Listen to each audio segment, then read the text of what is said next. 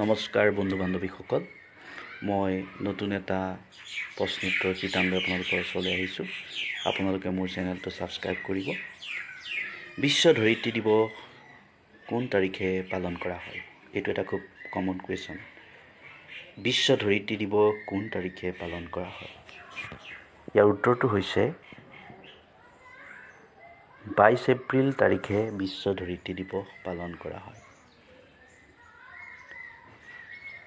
22 এপ্ৰিল তাৰিখে বিশ্ব ধৰিত্ৰী দিৱস পালন কৰা হয়।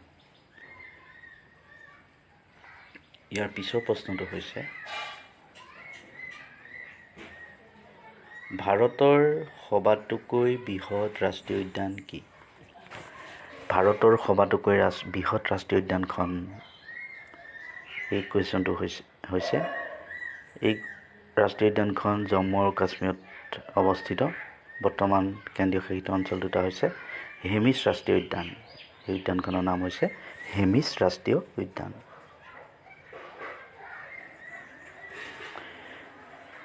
ভাৰতৰ পঞ্চনদীৰ দেশ বুলি কোনখন ৰাজ্যক বুজায়?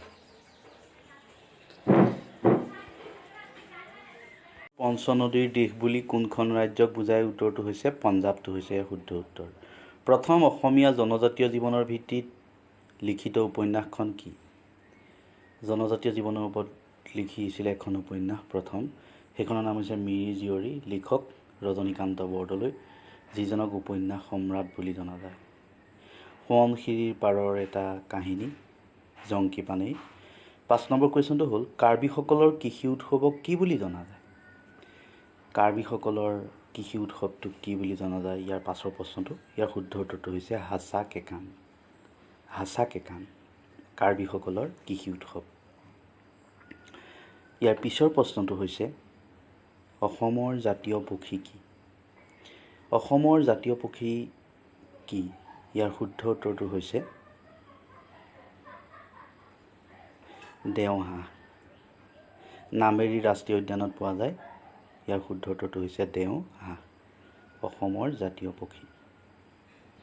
ইয়াৰ পিছৰ প্ৰশ্নটো হৈছে অসম সাহিত্য সভাৰ প্ৰথম সম্পাদক কোন আছিল? আমি সকলোৱে গম পাওঁ অসম সাহিত্য সভাৰ প্ৰথম সভাপতি আছিল পদ্মনাথ গোহাঁই বৰুৱা, আৰু প্ৰথম অধিৱেশন বহিছিল শিৱসাগৰত 1917 চনত। ইয়াৰ সম্পাদক আছিল শৰৎ চন্দ্ৰ বৰুৱা। এইটো এটা কমন কুৱেশ্যন, যিকোনো পৰীক্ষাত এই প্ৰশ্নটো আহিব পাৰে।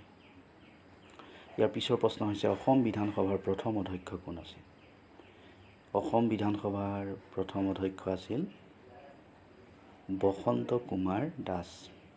অসম বিধানসভাৰ প্ৰথম অধ্যক্ষ আছিল তেওঁ বসন্ত কুমাৰ দাস। ইয়াৰ পিছৰ প্ৰশ্নটো হৈছে ডক্টৰ লক্ষীনন্দন বৰাই কোনখন গ্ৰন্থৰ বাবে সাহিত্য অকাডেমী বঁটা পাইছিল?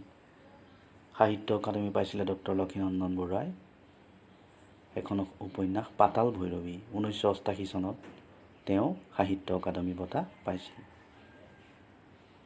ইয়াৰ পিছৰ প্ৰশ্নটো হৈছে আটাইতকৈ ডাঙৰ ফুল কি? এইটো এটা খুব কমন কুৱেশ্যন, যিকোনো পৰীক্ষাত আহিব পাৰে। ৰাফলেচিয়া আৰ্নল্ডি, পৃথিৱীৰ ভিতৰত আটাইতকৈ ডাঙৰ ফুল ৰাফলেচিয়া আৰ্নল্ডি। মই ভাবিছোঁ আপোনালোকক এই প্ৰশ্নকেইটা আপোনালোকৰ যথেষ্ট কামত আহিব। যদি আপোনালোকে মোৰ চেনেলটো চাই ভাল পায়, প্লিজ লাইক কৰিব, শ্বেয়াৰ কৰিব আৰু ছাবস্ক্ৰাইব কৰিবলৈ নাপাহৰিব। আৰু বেল বটনটো টিপিব যাতে আপোনালোকে পাছৰ ভিডিঅ'বিলাকৰ ন'টিফিকেশ্যনটো